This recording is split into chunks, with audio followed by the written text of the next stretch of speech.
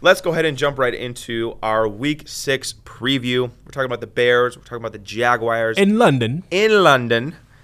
Top of the morning. No, I don't know what I'm doing. Top of the morning. This game is in London, and now I did hear that the Bears are going to make an early trip out to London. I heard they're actually leaving today for London, which I kind of like to get their bodies kind of set, the time zone, across the pond. They got the bye week coming up after London, so might as well enjoy the trip. But the Jaguars are coming off a game yesterday in which they won their first game of the year. They're 1-4. They beat Joe Flacco by a field goal. Heck yeah.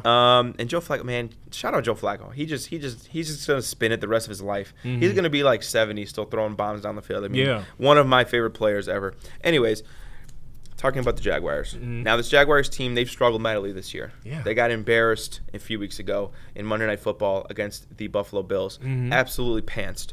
They come back. They lose a nail-biter to the Texans a couple of weeks ago. Yesterday, they win a nail-biter against the Anthony Richardson-less Indianapolis Colts. When you look at this team in the Jacksonville Jaguars, you see a lot of talent. Right, this isn't the Panthers. They have guys. Trevor Lawrence, Travis Etienne, Tank Bigsby has been really good. Brian Thomas, their stud rookie wide receiver, has been fantastic. On the defensive side of the ball, it's pretty rough. It's pretty rough. They gave up 35 yesterday to Joe Flacco. I mean, he was just chucking it down the field. So, in my opinion, the key to this game, you need to score points on offense. Do what you did against the Carolina Panthers. You need to score points because this Jaguars team offensively, while they're not the most well put together group, they're not the most well-oiled machine, they have a lot of talent. They do. And, we saw that yesterday putting up 38 points. Brian Thomas broke free for an 85-yard touchdown. He's fast. So this Bears team, obviously, we're probably a better team than the Jaguars. But they got dudes. I think the key to this game, Justin, is our offense. You need to take advantage of this bad Jaguars defense who is missing some of their best players. Now, they do have good pass rushers. They're a little bit Texans adjacent where they have a couple good edge rushers in Joshua Hines Allen and Walker. But they're not Will Anderson and Daniil Hunter like the Texans have. You need to let's calm ourselves. They're not all pros, right? They need to score points. And I think they need to score a lot of points. And I would like to see another efficient game from this Bears offense. No, I agree. Our offense has to score, but I'm going to go in the defense mind. I think definitely we need to contain some of the matchups here. You have Lawrence versus Williams. You have Etienne versus Swift. And I think Etienne is a little sneaky guy who can kind of get through those get through those runs, and I think definitely containing Trevor Lawrence, sacking him a few times, being able to slow down Etienne is what is going to get us a win, honestly, right? And just how we talked about the predictions last week against, it was Andy Dalton, but Andy Dalton's a veteran. Sure, it's Trevor Lawrence. He's way younger, but he's considered to be a quote-unquote veteran, and he's pretty good, even though his team's not performing well. I think definitely we cannot let up just because they're 1-4, and I think because of that, we have to contain Lawrence. I know he's definitely one of those guys who can definitely throw it down the field or get a couple of short gains. So I think definitely containing him and Etienne is also going to be a huge one as well. And then I know the Jaguars have some questionables that may come back. Daniel Thomas, Evan Ingram. Evan Ingram really hasn't played all year. He's been kind of missing.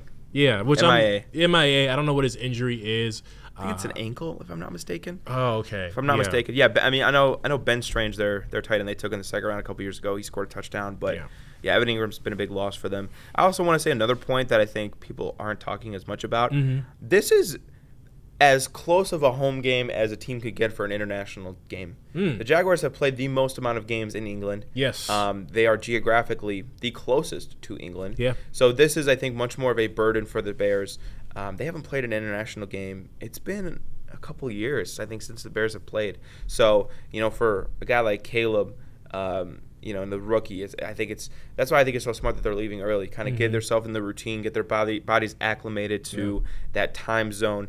But the Jaguars are used to it, right? They actually played back-to-back games in England last season. So they're used to it. Wembley Stadium is kind of home turf for them. But I do want to talk about another thing that I think is, I guess, a pressing concern for the Jaguars. I think Doug Peterson's on the hot seat.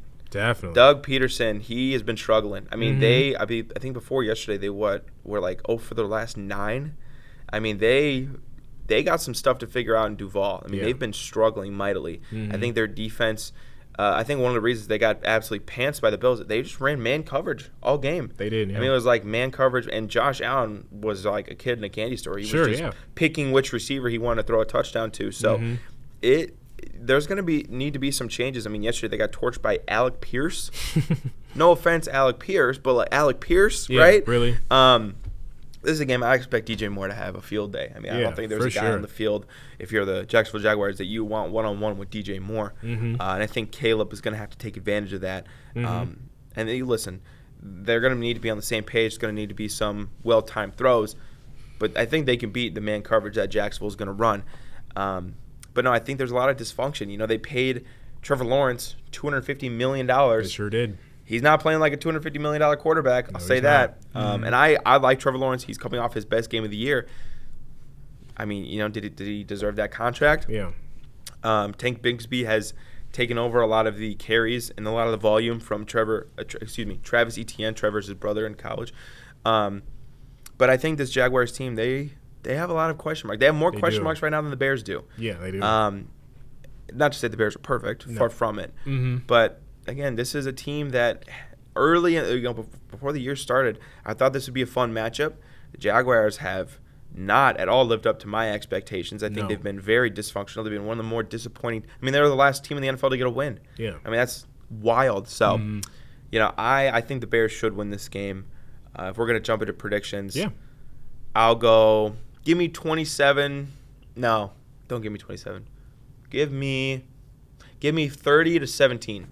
The Bears.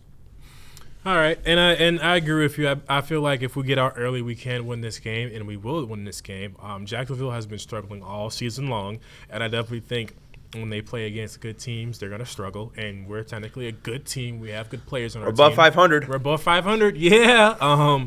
But you know, I definitely think the prediction that you mentioned is accurate. We should come out there and we should beat their butts early, especially with Jacksonville struggling.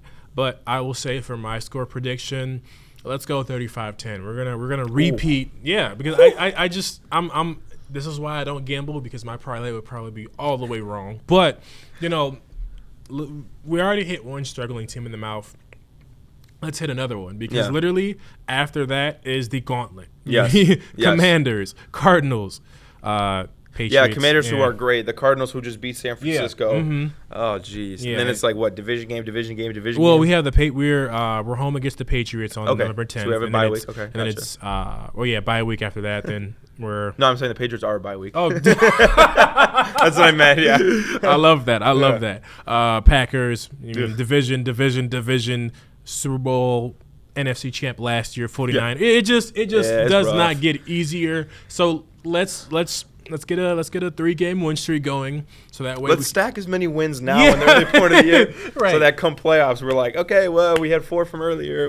Right. So definitely, I believe that we'll win this game, and I think this should be another statement win for us. Let's go hit a struggling team in the mouth again. How about a 3-game win streak? That'd be pretty nice. 3-game win streak. That'd be pretty nice. I would love it. I think that would just do such wonders for the momentum, the vibes in the locker room, the vibes at House Hall. Again, we got the bye week after this week. If you can go into the bye week with a 3-game winning streak, I think everybody feels really, really good. Yeah. And then they come out and they play the Commanders, you said, after. Yeah. You play the Commanders.